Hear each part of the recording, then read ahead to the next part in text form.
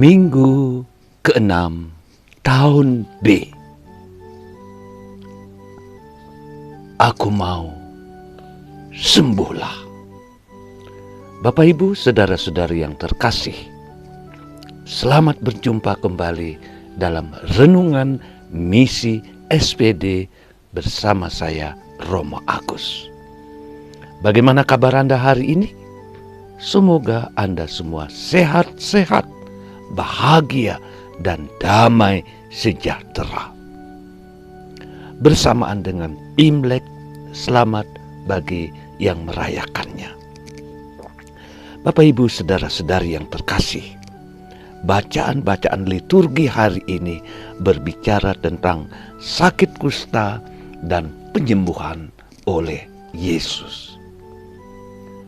Memang dalam perjanjian lama maupun perjanjian baru, penyakit kusta adalah penyakit yang mengerikan, yang menjauhkan seseorang dari komunitasnya dan mereka disingkirkan.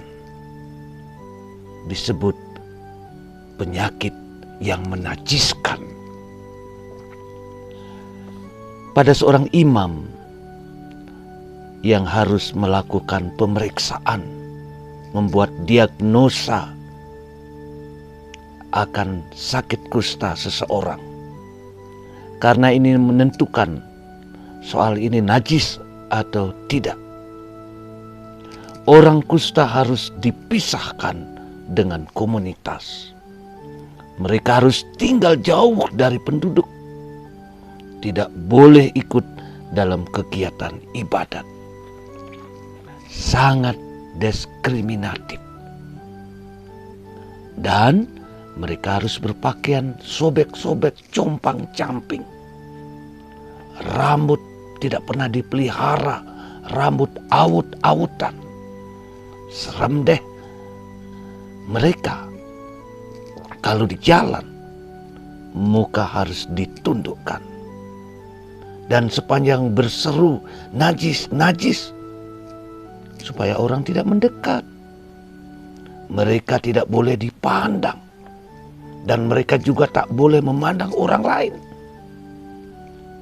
Kondisi dan situasi yang dialami oleh orang kusta sangat mengerikan, menyedihkan. Sedangkan sakitnya barangkali tidak sebanding dengan apa yang dirasakan, apa yang diperlakukan orang-orang bagi mereka. Sungguh menyedihkan sekali, berat sekali. Nah, ketika berjumpa dengan Yesus, semua kondisi yang dikenakan kepada mereka, Yesus langgar. Dan juga si kusta melanggar. Dia datang kepada Yesus, minta supaya dimurnikan. Si kusta tidak minta disembuhkan Bapak Ibu, tapi dia minta dimurnikan. Karena itu Yesus meminta mereka pergi kepada imam-imam untuk buat diagnosa. Dan berikan kepada imam ucapan syukur berupa persembahan karena telah disembuhkan, telah dimurnikan, telah dibebaskan. Memang merupakan suatu pelepasan bagi si kusta yang berjumpa dengan Yesus.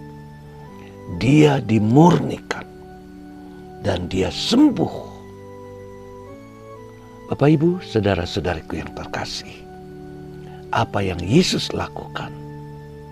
Dia merentangkan tangan. Dia menyentuh si kusta dengan berkata, "Aku mau engkau sembuh." Tentu saja apa yang Yesus lakukan ini dilarang oleh hukum. Demikian juga si lepra telah melawan hukum karena dia datang kepada Yesus. Orang menjadi najis di hadapan Tuhan karena dosa Bapak Ibu. orang najis di hadapan Tuhan karena dosa-dosanya. Kita perlu dimurnikan ya dengan rekonsiliasi, dengan sakramen pengakuan dosa, supaya kita murni kembali, bersih kembali. Dan kita dapat berseru kepada Tuhan seperti si kusta, jika engkau berkenan, engkau dapat memurnikanku. Tuhan memurnikan kita melalui sakramen tobat. Pemurnian si kusta membuat dia bahagia.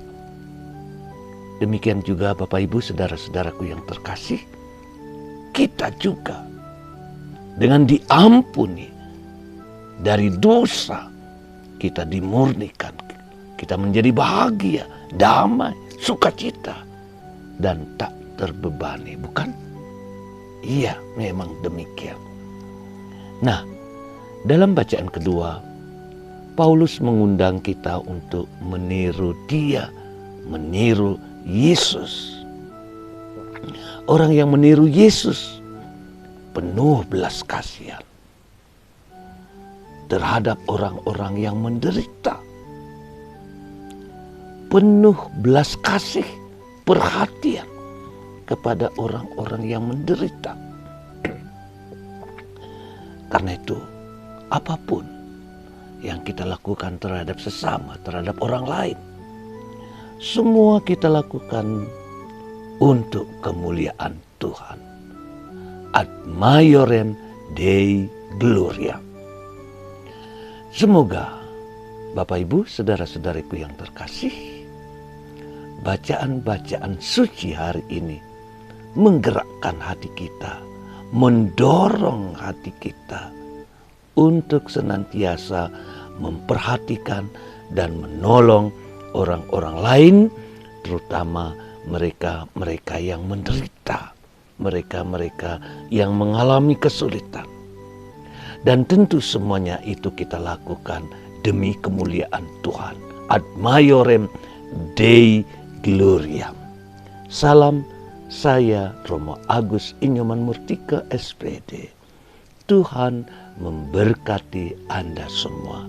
Terima kasih, terima kasih, terima kasih.